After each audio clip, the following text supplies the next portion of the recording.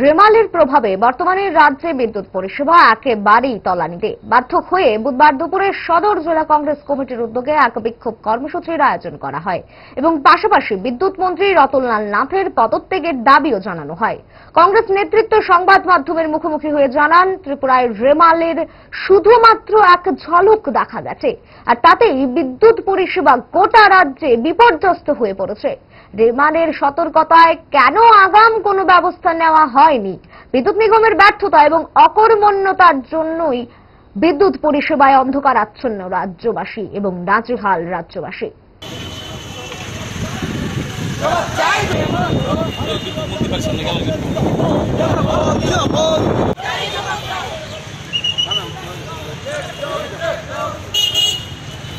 আমাদের এখানে একটা রেমালের ঝাপটা এসেছে। সত্যিকারের রেমাল যদি আসতো তাহলে কি অবস্থা হতো আমরা জানি না।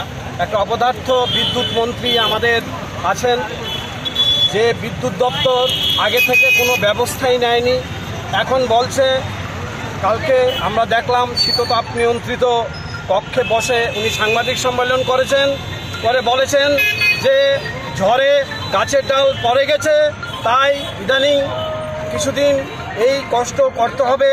এই বিদ্যুৎ পরিষেবা শুরু হতে আরও কিছুদিন লাগবে। ঝড়ে যদি ডালপালা না পড়ে, ঝড়ে কি মাছের পোনা পড়বে? ঝড়ে তো ডালপালাই পড়বে। তো ঝড়ে ডালপালা পড়বে, তার ব্যবস্থা নেওয়ার জন্যই তো ইমার্জেন্সি টিম রাখতে হবে। সেই ইমার্জেন্সি টিম কোথায়? আমরা সেটা দেখতে পাচ্ছি না। কিছুদিন পর পর বিদ্যুতের বিল বাড়ানো হয়, বিদ্যুতের শুল্ক বাড়ানো হয়। কেন সেটা বাড়ানো হয়? কারণ ভালো পরিষেবা দেওয়ার জন্য।